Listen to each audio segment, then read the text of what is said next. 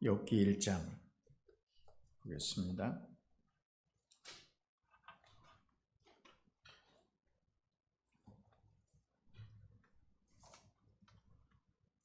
(20절에서)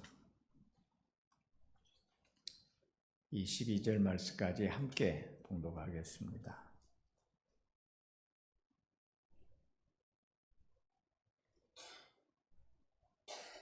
같이 읽습니다. 욥이 일어나 겉옷을 찢고 머리털을 밀고 땅에 엎드려 예배하며 이르되 내가 모태에서 알몸으로 나왔사온즉 또한 알몸이 그리로 돌아가올지라. 주신 이도 여호와시요 거두신 이도 여호와시오니 여호와의 이름이 찬송을 받으실지니이다 하고 이 모든 일에 욥이 범죄하지 아니하고 하나님을 향하여 원망하지 아니하니라. 아멘. 383장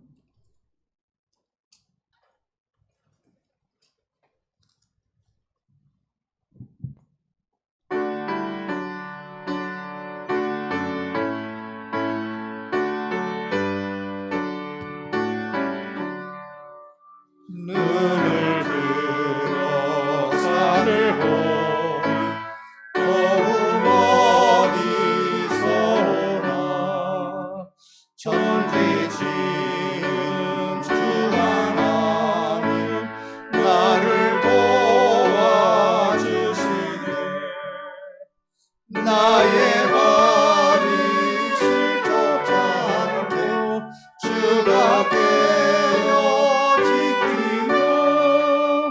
택한 백성 항상 지켜 길이 보호하시네.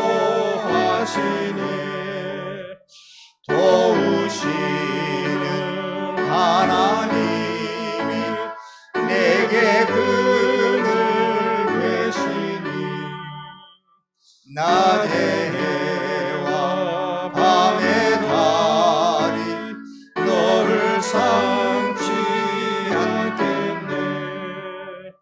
내게 화를 주지 않고 오늘 보호하시며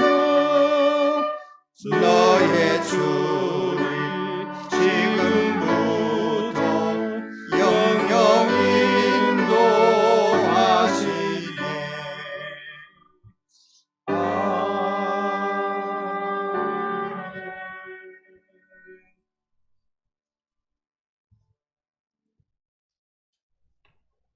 사람들이 교회 다니는 사람들을 신자라고 하지요. 믿음이 있는 사람이라고 그렇습니다.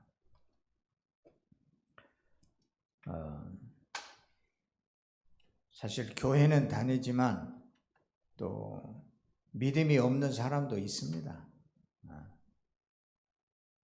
그런데 교회 다니는 사람들은 믿음이 있다. 믿는 사람이다. 신자라고 그래서 신자라고 하는 것은 제가 국어사전을 보니까 종교를 믿는 사람이라고 했어요. 그래서 우리 기독교에서는 이 말이 조금 더 자세하게 이야기했으면 좋겠는데 그럴 수밖에 없는 게 다른 사람들도 믿음이 있긴 있는데 우리들이 믿는 믿음하고 좀 다릅니다. 그래서 종교라는 말은 이게 신자라는 말은 종교를 믿는 사람인데 종교라는 말은 신이나 초자연적인 절대자 또는 큰 힘 이러한 것을 믿음으로 인생의 문제를 해결하고 삶의 궁극적인 의미를 깨닫고 살아가는 것에 목적이 있다. 이렇게 이야기를 합니다. 믿음을 통해서 우리 인간 생활의 문제, 많은 어려움, 또 고통스러운 문제를 믿음을 통해서 해결하고 또 삶의 궁극적인 가장 지혜롭게 어떻게 살아야 할 것인가, 인생을 살아가는 데 있어서 후회 없이 살아갈 수 있도록 그러한 지혜를 얻는 것이 종교라 이렇게 얘기를 합니다. 그래서 신에 대한, 하나님에 대한 믿음을 통해서 삶의 문제를 해결하고 또 어떻게 살아가야 하는가, 어떻게 살아야 하는가 하는 것을 깨닫는 것입니다. 불교에서는 이것을 깨달음이라고 그러고 또 우리들은 뭐 깨달음이라고도 말하고 알미라고도 안다, 알미라고도 얘기를 합니다. 의미는 좀 다르지만 철학자 중에 아는 것이 힘이다 또 이렇게 이야기하는 베이컨이라는 분도 계십니다. 말하는 의미는 다르지만 우리가 안다고 하는 것은 엄청난 삶의 차이가 있습니다. 예수님께서 십자가의 사형 집행을 당할 때에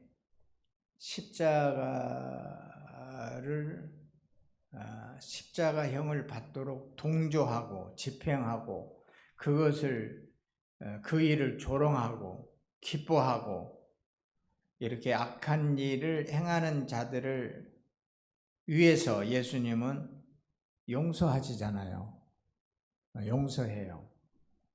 그러니까 다른 사람들은 원수까지 사랑하라 이런 말을 함부로 할 수 없지만 누구는 할 수 있어요? 예수님은 할 수 있죠.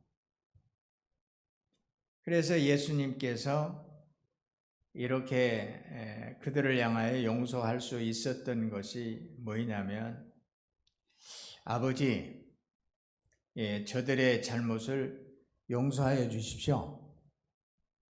자기들이 하는 것을 알지 못하고 있습니다.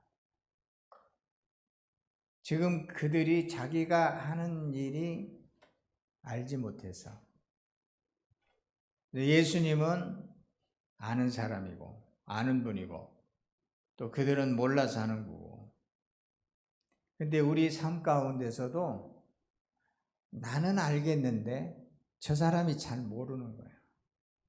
그러니까 잘 모르는 사람하고 살아가게 되면 굉장히 힘들어요. 그러지 않겠어요? 말로 할 수 없어요. 그리고 우리가 살아가는 데뿐만 아니라 능력이라고 하는 것은 알아야 돼요.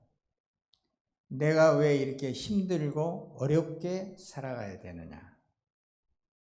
이건 사실은 자기는 다 안다고 생각해요. 자기는 능력이 있다고 생각을 해요. 이게 가장 큰 문제 중에 문제가 뭐냐면 자기 문제를 잘 모르는 거예요. 자기가 어떤 사람인지 잘 모르는 거예요.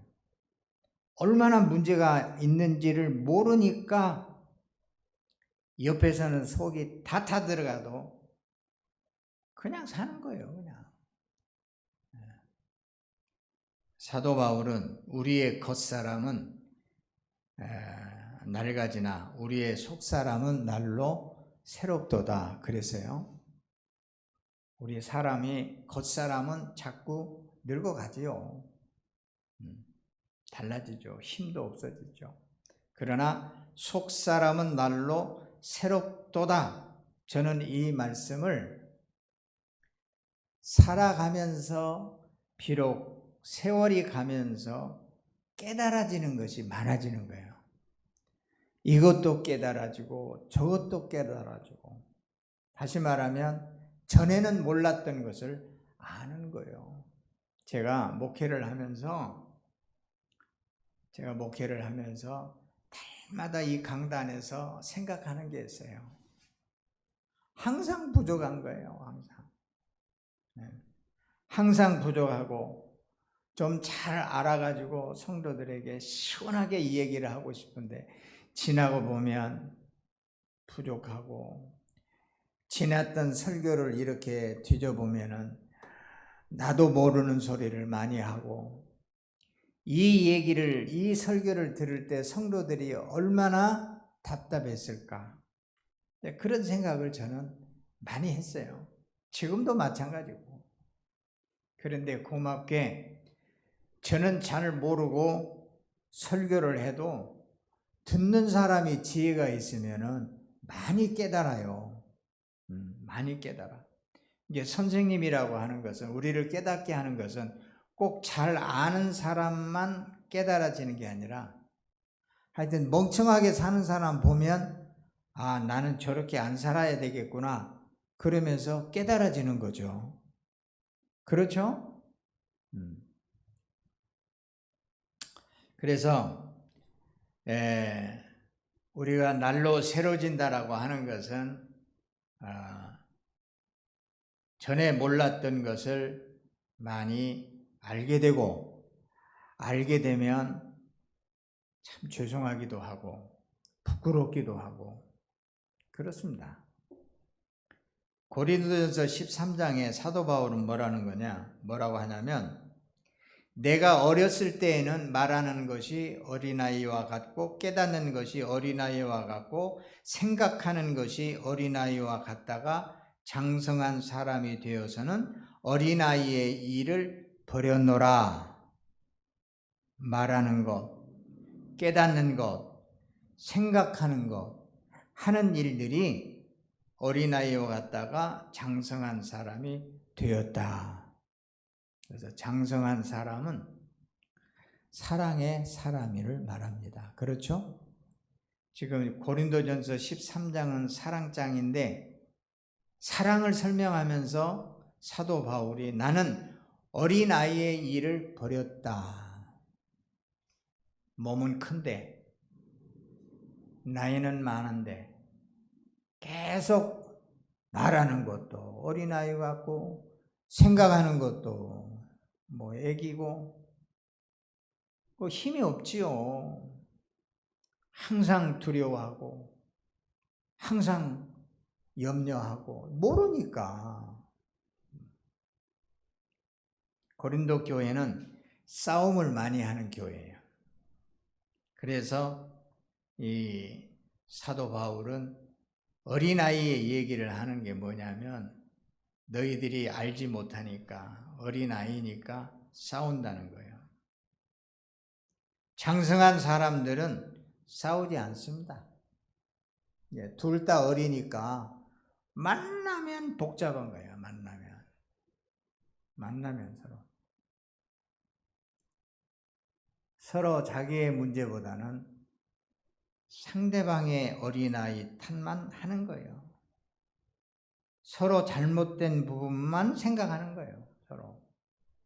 그러니까 답답하지요.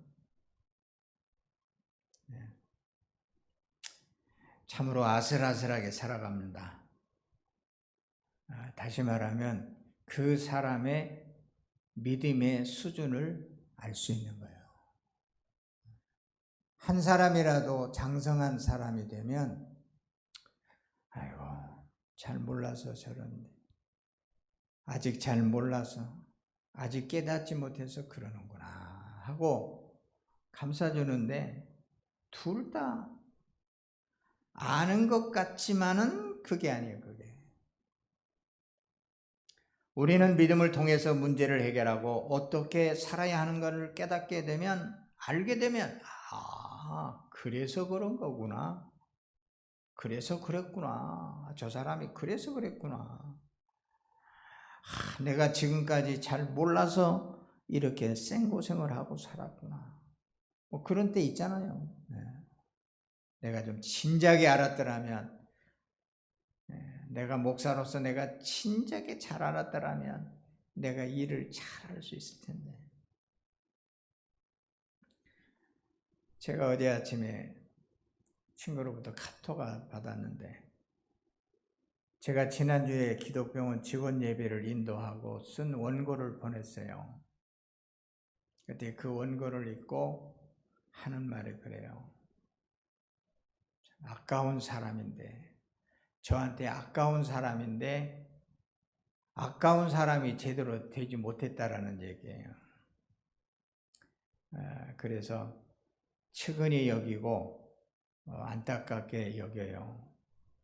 네, 고맙다고 그랬어요. 내가 그런 사람이고, 그래서 이제 우리는 믿음을 통해서 우리 인생의 문제를 해결하고 어떻게 살아가야 할 것인지 삶의 최고의 참 후회 없는 하루하루를 살아가더라도 후회 없는 그런 삶을 살아가게 하기 위한 것이 우리의 믿음의 생활이라고 하는 것을 다시 한번 깊이 생각하십시다.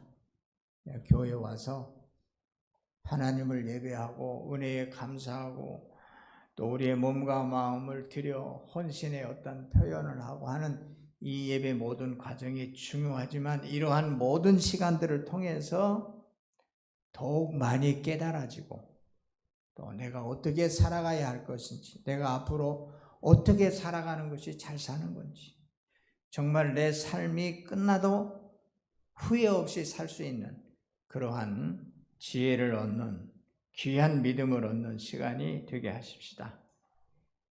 욥기서에서 그런 지혜를 얻을 수 있거든요. 욥기서에서. 우리는 아브라함을 믿음의 조상이라고 하고요. 아브라함과 같은 믿음으로 같은 복을 받는다고 합니다. 여러분, 가장 큰 믿음을 가지신 분이 누구입니까? 가장 큰 믿음을 가지신 분이 누구입니까? 얼른 대답해 주세요. 누구입니까? 예? 예수님이시죠. 네. 누구에 대한 믿음입니까? 아버지에 대한 신뢰가 예수님만큼 크신 분이 없어요. 그렇죠? 그래서 예수님이 가장 큰 믿음의 본이 되신 분이시죠.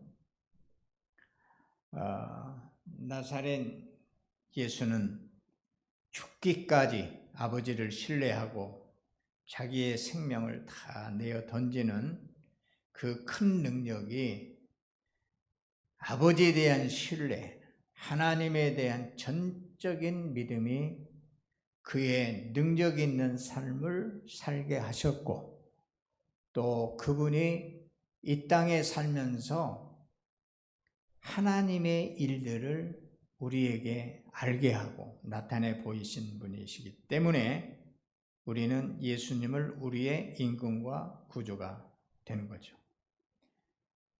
아버지는, 하나님은 예수 그리스도께서 전적인 믿음을 가지고 살아가는 나사렛 예수를 십자가의 죽음에서 부활하게 하심으로, 하나님이 그를 부활하게 하심으로 우리의 임금과 구주가 되게 하셨고, 부활하신 예수 그리스도는 오늘도 2000년이 지난 지금도 믿음의 사람들과 함께하며 하나님의 신령한 은혜를 나타내 보이는 영원한 우리의 구세주가 되십니다. 할렐루야. 오늘 우리는 욥기를 읽고 묵상하는 시간을 갖기로 했고요. 저는 예수님 다음으로 크게 고난을 겪으신 분이 욥이라고 생각합니다. 욥기는 처음에 읽으면 답답하고 안타깝지만 점점점 읽고 뒤로 가게 되면 맑은 하늘이 보입니다. 전혀 다른 세계가 보입니다. 참 욥의 고난을 통해서 인생의 모든 어두운 그림자가 다 사라지게 합니다. 욥기서를 읽으면 욥이 고난을 겪고 어려움을 겪고 그 일을 겪는 과정의 모든 일들을 쭉 지나고 보면 우리의 인생의 모든 문제가 다 사라지고 욥과 함께 시원함을 경험하게 되는 은총이 있습니다. 그래서 욥기서를 기회 되시는 대로 시간을 내셔서 읽으시면서 정말 또 다른 하나님의 세계를 바라볼 수 있는 저와 여러분이 되십시다. 그에게는 그에 따르는 현실은 갑절이 아니라 인간이 계산할 수 없는 부요함을 얻는 기록이 되어 있습니다. 욥은 어떤 믿음을 가지고 우리의 인생의 문제를 해결하고 지고한 삶을 살았는지 그 비밀이 욥기서에 담겨 있는 것입니다. 그래서 욥기서 1장의 앞에 있는 부분을 제가 좀 빨리 말씀드리면 욥이 이런 어려움을 당합니다. 욥은 사람들과 하나님 앞에 인정받는 사람이었고 정직하고 항상 죄에서 떠난 사람이었고 흠이 없는 사람이었지만 이러한 사람에게 고난이 닥친 거죠. 하루는 욥의 아들과 딸들이 맏아들 집에서 음식을 먹으며 포도주를 마시고 있는데 일꾼 하나가 욥에게 달려와서 다급하게 말하며 우리가 소를 몰아 밭을 갈고 나귀들은 그 겉전에서 풀을 뜯고 있는데 스바 사람들이 갑자기 들이닥쳐서 가축들을 다 빼앗아가고 그 종들을 칼로 쳐 죽이고 저 혼자만 겨우 살아서 주인 어른께 이렇게 알리러 왔습니다. 이 말이 끝나자마자 또 다른 사람이 달려옵니다. 하늘에서 불이 떨어져서 양떼와 목동들을 다 살라버리고 저 혼자만 겨우 살아서 이렇게 말씀드리러 왔습니다. 하늘에서 불이 내렸다라는 것이 지금으로 보면 벼락을 내린 거 아닙니까? 옛날부터 벼락은 천벌로 생각을 했어요. 저는 그렇게 생각하지 않습니다. 그러나 이렇게 하늘에서 불이 내려서 가지고 있는 재산이 손해를 보는 것입니다. 또 이 말이 다 마치지도 않는데 또 다른 사람이 달려와서 주인이시여 주인 어른의 아드님과 따님들이 큰 아드님 댁에서 한창 음식을 먹으며 포도주를 마신데 갑자기 광야에서 강풍이 불어와서 그 집 내 모퉁이를 내리쳤고 집이 무너졌습니다. 그때 젊은 사람들이 그 속에 깔려서 모두 죽었습니다. 저 혼자만 겨우 살아서 이렇게 주인께 말씀을 드리러 왔습니다. 다시 말하면 자식도 다 죽고 가지고 있는 재산도 다 잃고 이때 욥의 심정은 어떻겠습니까? 저 같으면 어떻게 했을 것인가 참 많은 시간을 생각해 봤습니다. 저의 가족도 내가 가지고 있는 모든 재산도 또 2장에 넘어가게 되면 아주 혹한 질병으로 욥이 고생하잖아요. 내가 이 세상에 살면서 하나라도 어려움을 당하게 되면 나는 어떻게 살까? 사랑하는 딸을 먼저 보낸 우리 권사님은 참 대단하시다. 어떻게 저렇게 믿음으로 저렇게 이겨내고 사실까? 어쩔 수 없이 사는 것인지 아니면 믿음으로 이기고 사는 것인지.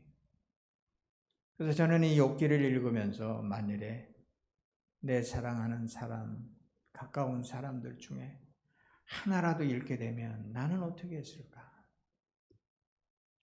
저는 TV에 세상에 이런 일이 특종 세상 이런 프로를 좀 보이면 끝까지 봅니다. 즐겨보는 편입니다. 며칠 전에 특종 세상 프로그램에 한밤이 되면 저수지에서 이상한 울음소리가 들린다는 제보를 받고 제작자들이 찾아갔습니다. 근데 과거에 그 저수지에서 자살하는 사람들이 있었기 때문에 저녁이 되면 동네 사람들이 그 저수지에 가지를 못하는 거예요. 무서워서. 그런데 그 저수지에서 울음소리가 이상한 괴성소리가 밤마다 들리는 거예요. 이게 이 TV 제작자들이 이 후레쉬를 켜고 찾아 들어가는데 저도 궁금하더라고요. 그래서 사연을 보니까 아버지가 언청이에요. 언청이. 그러니까 아버지가 언청인데 딸도 언청이로 태어났어. 그게 유전인가 봐요. 그래서 언청이가 된 처녀의 사연을 소개하는 거예요. 언청이는 윗입술이 세로로 찢어져 보여서 흉하기도 하지만 숨도 고르지 쉴 수 없고 발음도 바르게 할 수가 없는 그러한 처녀입니다. 그런데 이 딸의 소원은 가수가 되는 거예요. 발음도 잘 못하고 호흡도 어렵고 이런 처녀가 노래가 너무 좋은 거예요. 그래서 가수가 되려는 꿈을 가지고 있는데 시골에서 가난하여 독학으로 피아노 연습도 하고 홀로 양둥이를 뒤집어 쓰고 이 발음을 자기가 들으면서 발음을 교정하고 무척 힘들게 노력하는 모습이 방영됐습니다. 그래서 PD가 하는 말이 왜 이렇게 힘들게 노력하냐고. 그러니까 두 가지 대답을 하는데 하나는 자기는 너무 슬픈 아이라. 그래서 이 슬픔을 노래로 세상 사람들에게 알리고 싶다. 또 하나는 자기와 같이 이렇게 장애인으로 있는 사람들에게 꼭 성공해서 그들에게 희망이 되고 싶다라고 하는 두 가지의 목적이 있었습니다. 그런데 문제는 집안이 어렵습니다. 그래서 한국에서 마땅한 일을 찾으려고 했는데 찾지 못하고 일본으로 건너가게 됩니다. 그래서 일본에 건너가가지고 식당에서 일을 하는데 14년간 하고 돌아왔습니다. 한 푼도 낭비하지 않고 그 돈을 다 모아서 가슴에 큰 꿈을 안고 한국에 돌아왔습니다. 그런데 가수를 시켜준다고 하는 사기꾼을 만나가지고 그 돈을 몽땅 다 잃어버린 거예요. 얼마나 참 미칠 일 아닙니까? 어떻게 살아갈 수가 있겠어요? 그래서 가슴이 답답할 때 도저히 살 수가 없어서 힘들어서 밤에 자기 동네 아니에요. 좀 한참 많이 자동차로 떨어진 곳에 가가지고 그 저수지에서 밤이 되면 나와 소리내요. 운다는 것이에요. 그는 이런 말을 합니다. 말을 조금 보태면 이 저수지 물이 모두 내가 흘린 눈물입니다. 얼마나 많이 울었겠어요. 저도 한때 많이 운 적이 있는데 저는 많이 울었을 때 표현을 그러잖아요. 눈물이 누워서 눈물을 흘릴 때 색연필로 이렇게 그려놓은 것 같더라. 눈물이 많이 흘리면 빨갛게 출혈이 되잖아요. 나는 그렇게 표현을 했는데 이 처녀는 저수지물이 모두 내가 흘린 눈물이다 이렇게 이야기하는 거예요. 어려운 형편이 있지만 죽지 못하고 야간에 택배 배달을 하고 새벽에 돌아와 열심히 노래 연습을 하면서 자기의 한을 풀어가는 거예요. 또 집안도 어려우니까 집안 가장으로 살아야 하는 그 어려운 일들을 방영하는데 진짜 제가 억울했어요. 내가 그 프로를 보면서 정말 화가 났어요. 마음이 너무 아팠어요. 이 딸이 차라리 이렇게 사느니 죽는 것이 낫겠다 생각하고 어머니에게 이제 마지막으로 전화 한 통 하고 어머니 목소리 하나 듣고 내가 죽어야지 이렇게 생각하고 전화를 했는데 어머니가 하는 말이 야, 너 목소리가 왜 그래? 딴 생각하지 말고 빨리 들어와 그러더라는 거예요. 그래서 죽지 못하고 돌아왔다는 고백을 합니다. 욥의 형편의 어려운 일을 생각해 보면 이 처녀와 비슷한 아픔이겠죠. 이렇게 어떻게 살아야 하겠습니까?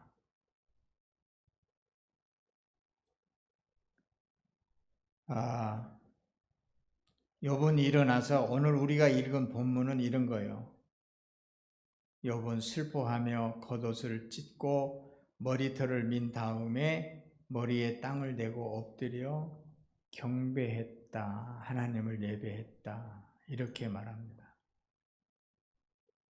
그 어려운 가운데 이 처녀는 저수지의 깊은 밤 소리를 지르며 자기의 아픔을, 자기의 한을 풀어내지만 이 욥은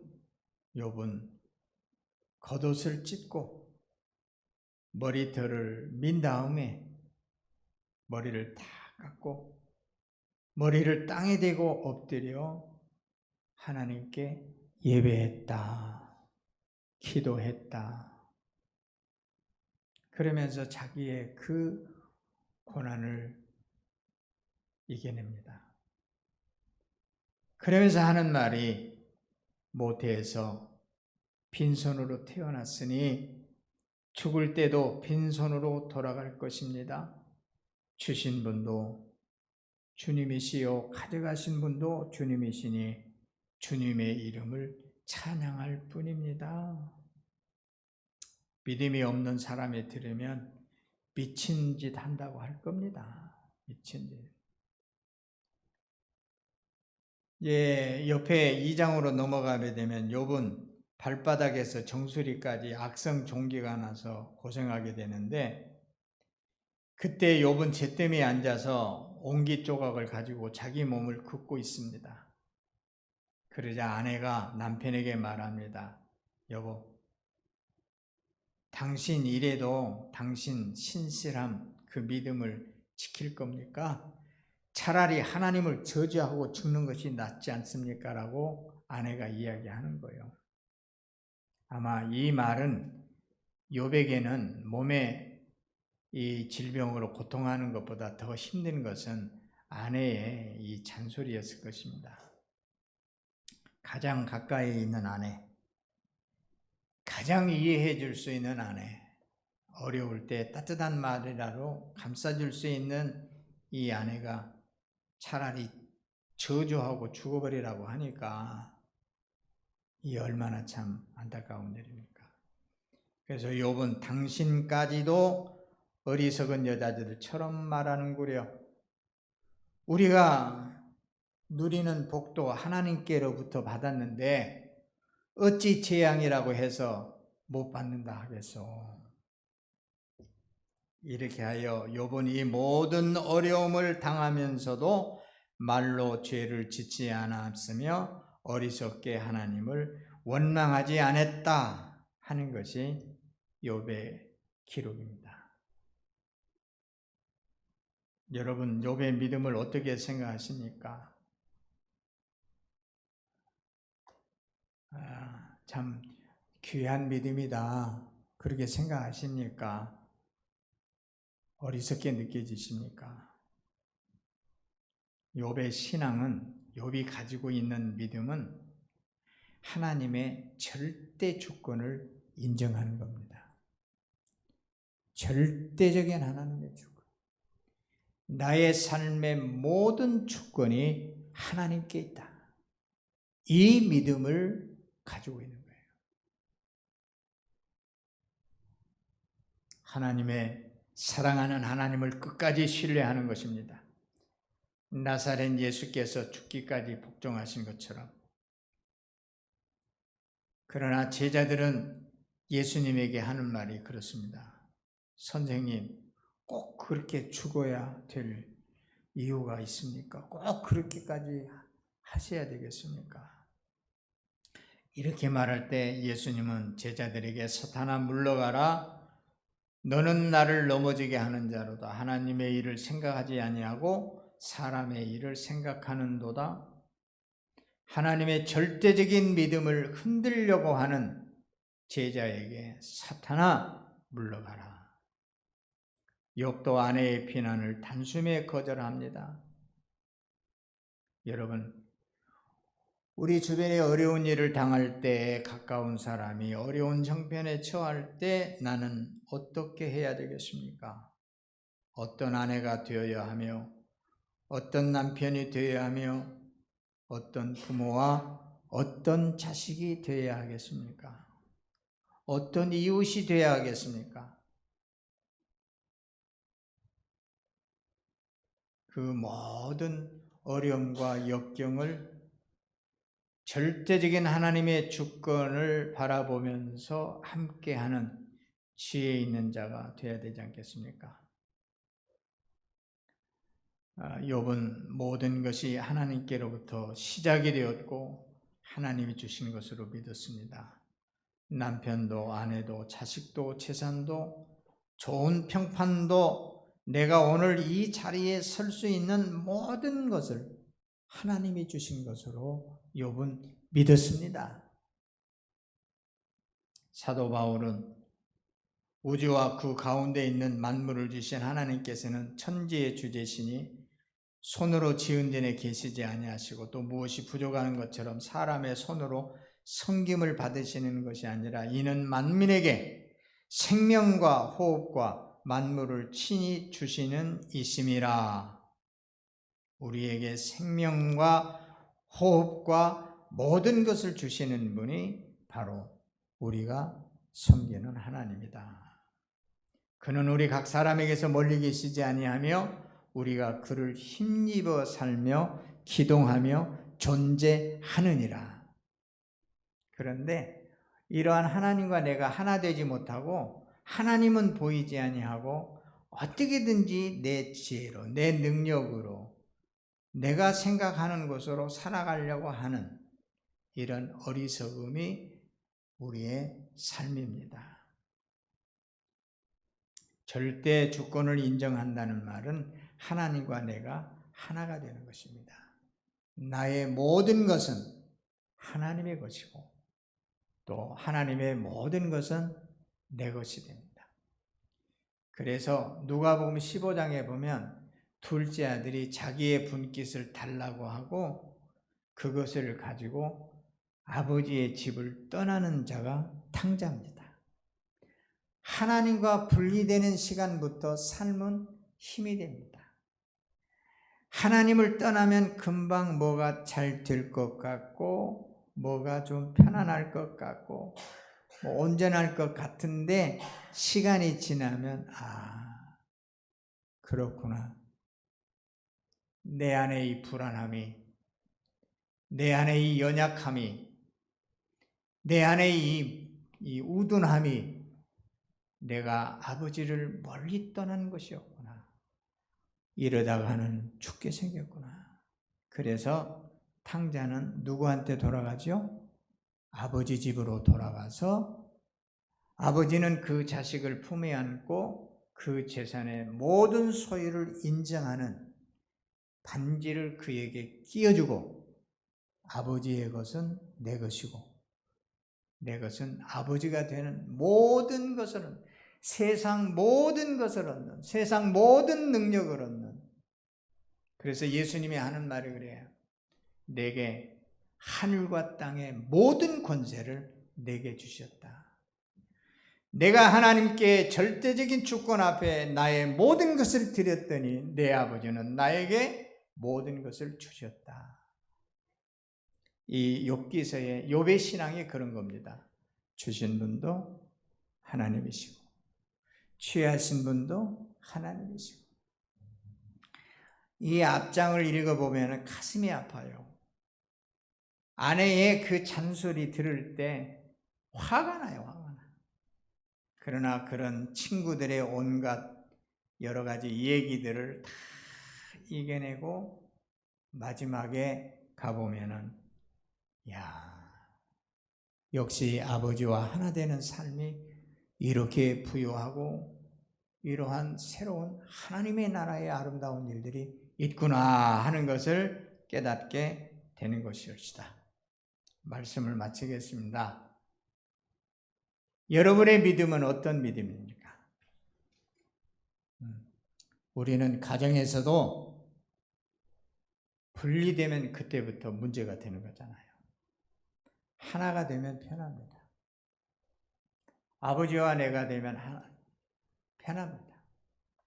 그래서 예수님께서도 겟세마네 동산에서 기도를 합니다. 아버지와 내가 하나이지 않습니까? 너희들을 나를 보고도 아버지를 보지 못했다고 하느냐? 그러잖아요. 내가 하는 말은 내 말이 아니고 내 아버지의 말이니라. 저와 여러분의 믿음이 이 욥이 했던 이 말씀을 마음에 늘 새기면서 나의 절대적인 나의 삶의 전부를 하나님께 맡기고 하나님의 지혜로 하나님의 능력으로 하나님의 부요함으로 살아가는 그런 능력 있는 모든 인생의 문제를 해결하고 가장 최고의 궁극적인 정말 모든 사람을 가슴에 품고 예수님이 하셨던 것처럼 모든 사람을 사랑하며 살아가는 저와 여러분이 되십시다. 할렐루야. 네, 수고하셨습니다. 욥의 욥기서를 읽으면서 이런 말씀들을 기억하고 더 큰 은혜를 누리시기를 바랍니다.